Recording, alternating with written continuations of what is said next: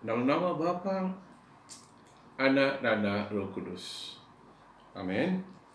Selamat sejahtera. Kita jumpa lagi ya. Ini adalah satu berkat dari Tuhan. Hari ini kita akan lihat, kita akan terus lihat pengajaran Yesus dari atas bukit tentang pembalasan. Tentang pembalasan. Tolong buka ke Matius 5 ayat 39. Matius 5 ayat 39. Tetapi sekarang aku berkata kepada kamu, jangan balas dendam. Jangan balas dendam terhadap orang yang berbuat jahat kepada kamu. Sebaliknya, jika seseorang menampak pipi kananmu untuk menghina kamu, biarkanlah dia menampak pipi kirimu juga. Pada juga akan baca untuk kamu dari buku Kudus, Matthew 5 ayat 39. Tang aku madah ngangai kita. Anang gelaban orang kejai. Enti orang nampak kuyu kanan kita. Awak kaya megah nampak kuyu kibah kita. Ini palas berbalas. Ini satu ajaran yang radikal. Ini memang radikal. Bila kita lihat kehidupan Yesus, memang radikal. Ajaran dia pun memang radikal sampai pemimpin-pemimpin agama pada masa itu mereka tak dapat menerima ajaran Yesus. Tapi Yesus telah mengajar. Dan kalau kita nak jadi saksi untuk Yesus, mesti ada perbezaan di antara kita dan orang yang belum mengenal Yesus. Kadang-kadang perbuatan kita mesti radikal berbanding dengan apa yang orang duniawi buat. Dan di dalam dunia ini kita kata mesti mau balas dendam lah. Bila orang buat jahat, kita mesti mau buat balik. Kita tunggu sajalah untuk masa dan peluang untuk membalas dendam. Tapi di sini Yesus mengajar kita. Jangan, dia kata jangan, anang. Dia kata anang. Jangan balas dendam. Dia jangan. Dan di sini dia baca, sebaliknya jika seorang menampak pipi, bukan saja untuk menyakiti musuh dia, untuk menghina musuh dia. Biasa bila kita menampak, kita akan gunakan tangan kanan. Bila kita menampak, biasanya musuh pipi kanan, kiri yang kena kan. Tapi kalau kamu nak kena pipi kanan, kamu mesti menampak macam ni, bukan macam ini, macam ini. Itu mereka dulu, mereka akan gunakan. Bila mereka nak menghina seseorang, mereka akan menampak dia macam ini. Yesus kata tak apalah, mereka nak menghina kamu, biar sajalah mereka menghina kamu. Ini bukan saja ajaran Yesus. Kadang-kadang kita boleh kata ini Yesus dia Tuhan. Tapi kita lihat dalam kehidupan seorang manusia seperti kita. Itu Yusuf. Tolong buka ke Kejadian. Kejadian 37. Kejadian 37. Ini tentang seorang anak Yakub, Yusuf. Bila kita mula cerita tentang Yusuf, dia 17 tahun, ayat 2. Yusuf anak Yakub yang berumur 17 tahun. Ingat 17 tahun. Ingat sampai kita habis renungan 17 tahun. Tapi dalam keluarga mereka ada sikit masalah lah. Ini sebab Yakub dia pilih kasih. Dia memang suka Yusuf. Tolong Pari akan baca ayat 3. Yakub lebih sayang kepada Yusuf daripada semua anaknya yang lain. Dia kata Yusuf, Yakub lebih sayang kepada Yusuf. Ini kita menjaga sebagai ibu bapa. Jangan pilih kasih di dalam keluarga. Saya pernah ada beberapa jemaah atau kita padri. Bapa saya lebih mengasihi abang adik. Emak lebih mengasihi abang adik. Apa saja abang nak, dia dapat. Tapi bila saya tanya, tak dapat. Ini kadang-kadang ini boleh jadi ya. Anak sulung memang rajin, pandai. Wah, dia sekarang bawa kereta BMW. Tapi anak bungsu dia bukan berapa pandai. Dia hanya bawa Proton Saga. Wah, lebih kita nak tunjuk, kita pilih kasih dah. Wah, kita tengok anak sulung. Jangan. Itu adalah satu dosa. Sebagai ibu bapa, kita mesti mengasihi semua anak-anak kita. Dan bukan saja anak-anak kita, cucu-cucu kita pun kita mesti mengasihi sama juga. Jangan kata anak sulung, wah dia doktor, saya mesti mengasihi anak-anak dia lebih daripada anak bongsu. Sebab anak bongsu dia kerja di kilang saja. Bukan. Itu adalah satu dosa. Kita mesti belajar untuk mengasihi semua anak-anak, semua cucu-cucu kita dengan sama. Ini adalah satu masalah. Bila bapa, ini Yakub, dia telah pilih kasih. Apa yang telah jadi? Ayat 4. Apabila saudara-saudara Yusuf nampak bapa, mereka lebih menyayangi Yusuf. Mereka membenci Yusuf. Siapakah punca masalah ini? Bapa. Ini bapa yang telah menjadi masalah, punca masalah di sini. Sampai abang Yusuf membenci dia. Bukan saja itu, Yusuf pun telah mendapat beberapa mimpi. Dan satu dia telah kongsi dengan bapa dia. Ayat 10, Kejadian 37. Mimpi itu diceritakannya pula kepada bapanya. Lalu bapanya menegur dia. Mimpi apakah itu? Kau fikir aku, ibumu dan saudara-saudaramu akan datang dan sujud menyembah engkau. Saudara-saudara Yusuf iri hati kepadanya, tetapi bapanya tetap memikirkan mimpi itu. Tengok, saudara-saudara Yusuf iri hati.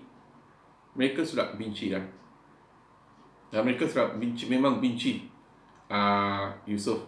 Sekarang selepas mereka telah dengar mimpi ini, mereka lagi iri hati terhadap kepadanya. Dan mereka simpan dalam hati.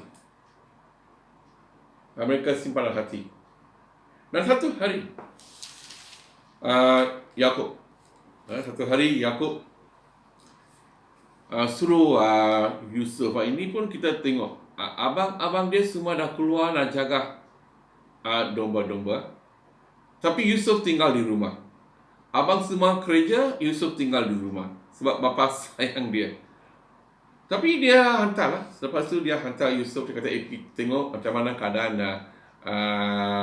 abang kamu. Bawa baliklah khabar kepada saya. Dan bila abang Yusuf nampak kedatangan Yusuf, mereka pun telah buat rancangan. Dia kata, apa yang kita buat kepada dia? Sebab mereka dah benci dia, mereka dah iri hati kepada dia. Mereka kata, mari kita membunuh dia. Tapi seorang abang Yudas, dia kata, janganlah. Dia adalah ahli keluarga. Dan mereka telah tangkap, nak masuk dia dalam perigi. Okay, ayat 28. Apabila beberapa orang pedagang Midian, lalu Yusuf dikeluarkan oleh saudara-saudaranya dari perigi. Kemudian mereka menjual. Tengok adik mereka, salah seorang ahli keluarga mereka. Mereka menjual dia kepada orang Ismail itu dengan harga 20 keping wang. Sekarang Yusuf sudah hilang semua kebebasan dia. Anak yang kesayangan, sekarang dia sudah dijual, dia sudah jadi hamba habdi, bukan saja hamba habdi. Dia sudah hilang semua hak dia sendiri.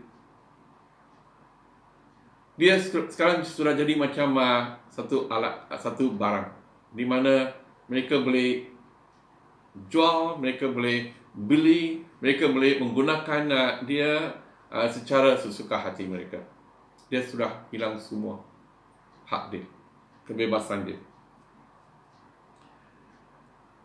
Dan ayat 36, Pari akan baca.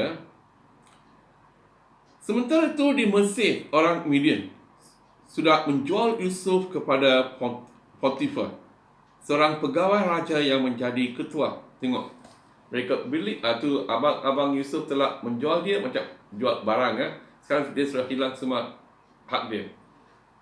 Itu orang Midian, mereka beli, sekarang mereka jual. Dan Yusuf telah kerja di rumah Potifar. Okay. Dan tolong buka ke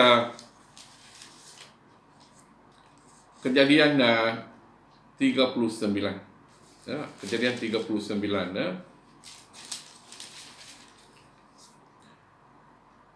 Sesuatu yang telah berlaku. Sesuatu yang telah berlaku di rumah Potifar. Kalau kamu nak tahu apa itu, tolong baca Kejadian 39 ayat 8 hingga 10. Okey, ini dengan ringkas isteri Potifar, dia cuba menggoda Yusuf. Yusuf telah tolak dia. Saya tak boleh tidur bersama kamu sebab kamu adalah isteri bos saya. Dia tak boleh. Ayat 20, 39 ayat 20. Dia memerintah, betul. Potifar sangat marah sebab isteri dia kata, tengok hamba habdi kita, dia cuba merogoh saya. Wah, dia memanglah suami dia marah. Dia terus masuk dia ke dalam penjara. Ayat 20. Dia memerintahkan supaya Yusuf segera ditangkap dan dimasukkan ke dalam penjara, tempat orang tahanan raja dikurung. Tengok, dia telah dijual dan dia memang setia, seorang hamba yang sangat setia, tapi dia telah ditangkap dan sekarang masuk dalam penjara. Tapi saya suka ayat 20. Tetapi Tuhan menolong Yusuf dan tetap mengasihinya. Dia memang setia kepada Tuhan. Dia tak buat dosa. Dia tak ambil kesempatan ke atas isteri Potifar sebab dia sangat takut kepada Tuhan. Dia seorang yang memang setia kepada Tuhan. Itu yang penting. Itu kalau kamu tak setia, kamu tak takut kepada Tuhan, susah nak mengasihi musuh kita. Kita pun akan jadi macam orang yang lain yang belum kenal Yesus. Kita nak membalas dendam, kita nak buat jahat. Saya tak buat apa-apa.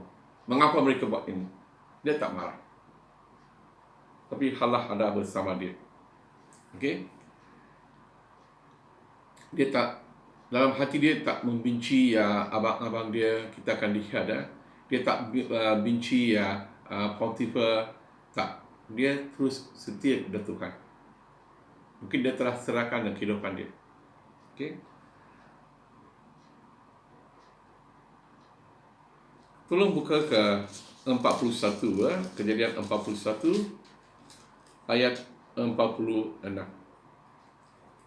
Yusuf berumur 30 tahun Pari yang kata mula-mula 17 tahun.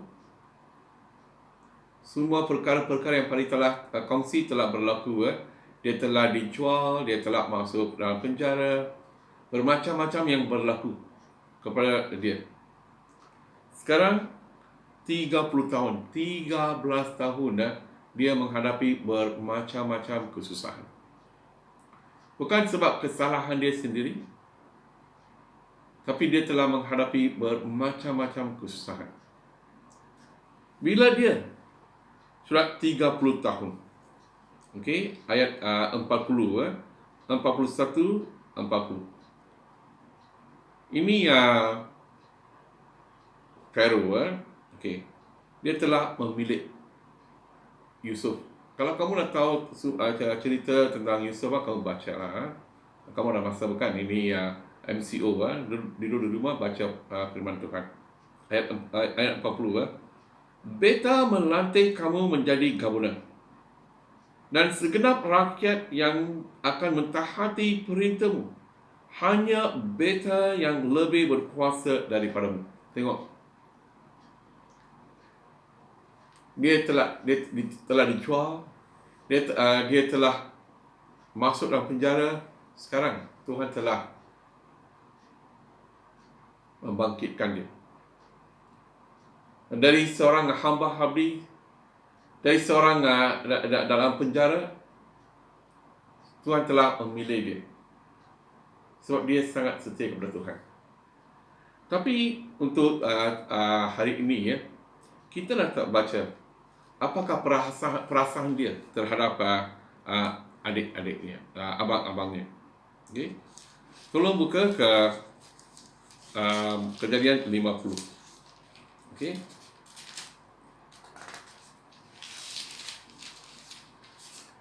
Okay, ini Pari akan baca untuk kamu. Ini sekarang bapa Yusuf dah mendengar, Yakub dah mendengar. Sekarang abang-abang dia memang mereka takut apa Yusuf akan buat kepada mereka. Sebab mereka dah buat jahat. Mereka telah jual dia. 13 tahun dia telah menghadapi banyak kesusahan. Mungkin dalam hati dia nak membalas dendam. Mungkin dia nak buat sesuatu kepada mereka. Oleh itu mereka takut. Pari akan baca ayat 15.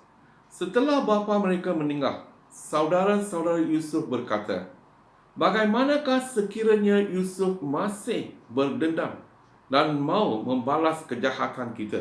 Dalam hati mereka ingat, mungkin Yusuf akan membalas dendam. Mereka tahu apa yang mereka buat itu jahat. Mungkin Yusuf akan membalas dendam. Oleh itu mereka mengirim pesan kepada Yusuf. Sebelum bapa kita meninggal, dia menyuruh kami mengatakan hal ini kepadamu. Ampunkanlah kesalahan yang dahulu dilakukan saudara-saudaramu terhadapmu. Oleh itu, sebagai hamba-hamba Allah yang disembah oleh bapa kita, kami memohon ampunkan kesalahan yang sudah kami lakukan. Yusuf menangis ketika menerima pesan ini. Saya tengok. Abang-abang mereka ingat dia akan membalas. Tapi Yusuf dalam hati dia, walaupun mereka membenci dia, mereka iri hati kepadanya. Kita baca bukan? Sebelum mereka menjual dia. Tapi dalam hati Yusuf, dia memang tak membenci mereka. Dia memang mengasihi mereka. Sebab dia jauh berbeza. Fikiran dia jauh berbeza dari abang-abang dia. Mengapa? Dia sangat takut kepada Tuhan. Dia bukan takut kepada orang lain. Dia sangat takut kepada Tuhan. Dia tak ambil kesempatan kata seisteri Potifar sebab dia sangat takut kepada Tuhan. Dia seorang yang setia. Bila abang-abang dia kata jangan membalas, dia menangis. Apa dia kata ni kita baca. Kemudian saudara-saudaranya sendiri datang dan sujud di hadapannya. Mereka berkata, kami ini hamba Tuhan. Ini mimpi ya, kita Farid baca kepada kamu ya. Tetapi Yusuf berkata kepada mereka, jangan takut. Jangan takut. Kerana aku tidak dapat bertindak sebagai Allah. Kamu sudah bermuafakat untuk melakukan kejahatan kepadaku. Tetapi Allah mengubah kejahatan itu menjadi kebaikan, supaya banyak orang dapat diselamatkan, seperti yang terbukti sekarang. Jangan khawatir. Aku akan mencukupi keperluan kamu dan anak-anak kamu. Demikian Yusuf menenteramkan hati mereka dengan kata-kata yang ramah sehingga mereka terharu. Tengok hati Yusuf. Dia tak nak mengambil, tak nak balas dendam. Walaupun dia sekarang orang yang paling berkuasa selepas Pharaoh. Dia boleh suruh askar-askar untuk tangkap semua abang-abang, keluarga mereka, masuk dalam penjara. Apa yang mereka telah buat kepada dia? Kan? Dia tak membalas dendam. You baca ni. Ini ayat yang paling saya suka ni ya. Dia tengok, bukan. Walaupun kamu telah buat jahat pada saya, Tuhan telah mengambil itu untuk menjadi berkat. Itulah sikap seorang Kristian. Dan kita baca sekali ya, apa yang kita Fahri bacakan ayat 39 Matius 5 ayat 39. Tapi sekarang aku berkata kepada kamu, jangan balas dendam terhadap orang yang berbuat jahat kepada kamu. Ini adalah ajaran Yesus. Saya selalu kata ini ya, ini tak kisah apa pikiran manusia. Ini pendapat manusia berubah mengikut keadaan. Tapi firman Tuhan tak berubah. Bila Tuhan kata jangan, Anang, jangan buat. Kita mesti mau ingat itu. Dan kita mesti belajar untuk berdoa untuk musuh kita. Jangan simpan dalam hati. Bila kita simpan dalam hati kita kejahatan yang dibuat oleh orang lain, kita yang jadi hamba, kita akan hilang damai sejahtera dalam kehidupan kita. Seperti yang tadi telah kongsi ya beberapa hari yang lalu. Jangan marah. Selalu bersedia untuk memaafkan. Jangan simpan nak ambil balas dendam. Ini ya Fahri juga telah berkongsikan dalam satu perkongsian dari 2 Samuel 13 tentang Absalom, anak Raja Daud. Dia telah simpan 2 tahun untuk membalas dendam terhadap Amnon. 2 tahun dia simpan dalam hati. Walaupun bapa dia sudah memaafkan dia, tapi dia simpan dalam hati. Dia nak membalas dendam sampai dia membunuh adiknya Amnon. Ini yang kita menjaga. Ini bila kita simpan dalam hati ya, kita mesti akan menjadi hamba. Kita sendiri akan kurungkan kita. Kita akan kehilangan semua kebebasan yang di kehidupan yang sempurna Yesus nak bagi kepada kita. Dan kita serahkan saja. Kita serahkan saja. Ini membalas dendam semua kita serahkan kepada Allah juga. Kita sekali akan baca beberapa ayat dan kita akan tamat untuk hari ini ya. Roma 12 ayat 19. Ini paling baca, kamu boleh dibaca juga. Roma 12 19. Saudara-saudaraku, jangan sekali-kali balas dendam. Di dalam Alkitab tertulis, aku akan membalas kejahatan mereka. Aku akan menghukum mereka, firman Tuhan. Untuk membalas dendam itu bukan tanggungjawab kita. Kita serahkan sajalah, kita berdoa. Kita pun berdoa pun kita jangan berdoa supaya Tuhan akan membalas dendam. Tuhan akan buat jahat kepada mereka. Kita berdoa supaya mereka akan diberkati. Mereka akan mengubah fikiran mereka. Kalau mereka, apa yang mereka buat itu betul-betul jahat, kita kata Tuhan sentuhkan hati mereka, so mereka akan tahu apa yang mereka telah buat itu adalah itu yang jahat. Tapi saya berdoa untuk mereka. Dan Ibrani 10:30. Hal itu demikian kerana kita mengenal Allah yang berfirman, Aku akan membalas dendam, Aku akan menghukum. Dia juga berfirman, Tuhan akan menghakimi umatnya. Ini membalas dendam itu tanggungjawab Tuhan. Jangan membalas dendam. Selalu bersedia. Ini pengajaran Yesus Kristus dari bukit semua pun terikat. Telah kongsi jangan marah.